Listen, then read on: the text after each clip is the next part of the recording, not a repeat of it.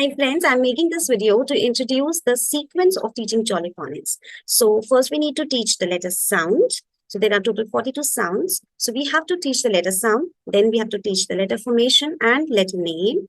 So to teach them letter sounds and letter names, we can use Jolly stories. There are 42 stories and there are 42 rhymes, and every sound has one action. So stories, rhymes, and actions of Jolly phonics will help the child to remember the letter sounds and actions.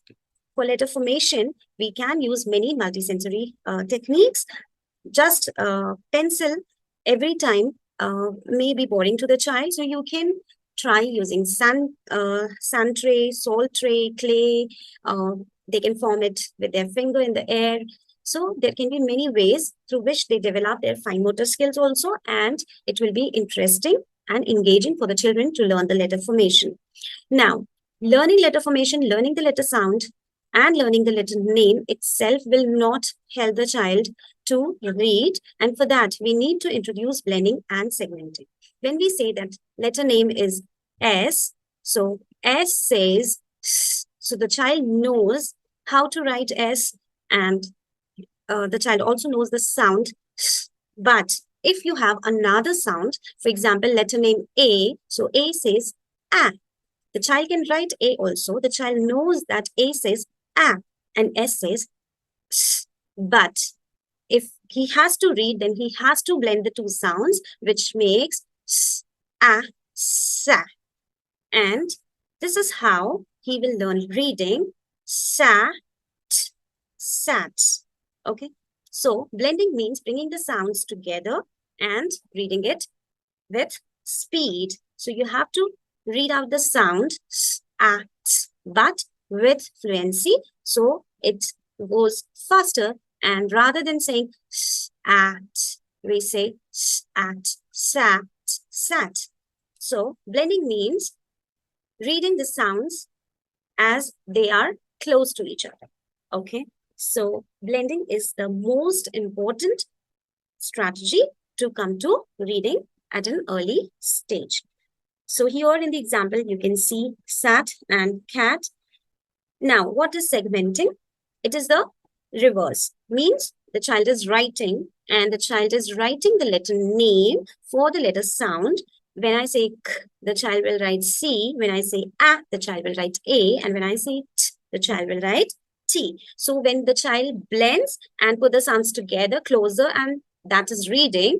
And when he segments, when he breaks them and put the codes again, letter names, then it is writing. So letter name C, letter name A, and letter name T makes the spelling of cat, which the child will will write.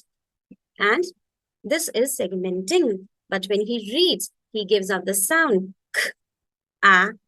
He needs to blend k, a, t, cat, and this is how he reads cat. So reading is blending, writing is segmenting. Reading is sounds and writing is letter names, right? Then after that, you need to teach them the tricky words. Okay, so tricky words are those words which are not based on phonics, and majorly the reason is they are borrowed words, they are taken from some other languages, and that's why they do not follow phonics. And so we need to help the child learn the spelling and not read it with the sound. So in my other videos, I have shared the games and activities which will help the child to learn the tricky words. For the link of those videos, you can write in the chat comment section. After that, we have to introduce alternative spellings and digraphs, and then continue regular practice. Continuous regular practice will enable the child to read and write efficiently. Now, I am sharing a small video from my online session where I have discussed the queries of the teachers who ask that this is for junior KG or this is for the beginners. But what if the child is already reading, but he makes spelling mistakes or he is not able to read properly? For that, just watch the second part of this video. And do not forget to like, share, and subscribe if you find that this video will help you, and you want more of such videos. If the child is from any senior grade, okay, who has not learned through 42 sounds, who has not done Jolly Phonics, but now you want him to learn phonics, then what should be the sequence? So this is the sequence.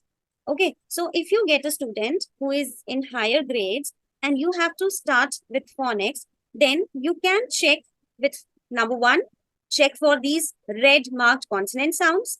Then you should check the blue ones, which are short vowels. Then you can check the third green ones, which are the long vowels. Then fourth one, which are the black ones, consonant digraphs. Then you can check with fifth one, which are vowel digraphs. And then the last, diphthongs. By this sequence, you can evaluate the child's phonological awareness, and the step where he is facing problem, you can start from there rather than starting from the first step. Okay, for the senior kids, you don't have to teach that S says, right? So where should we start from? So this is the sequence. You can quickly have a check for consonants, short vowels, long vowels, consonant digraphs, vowel digraphs, and diphthongs. So you will come to know that where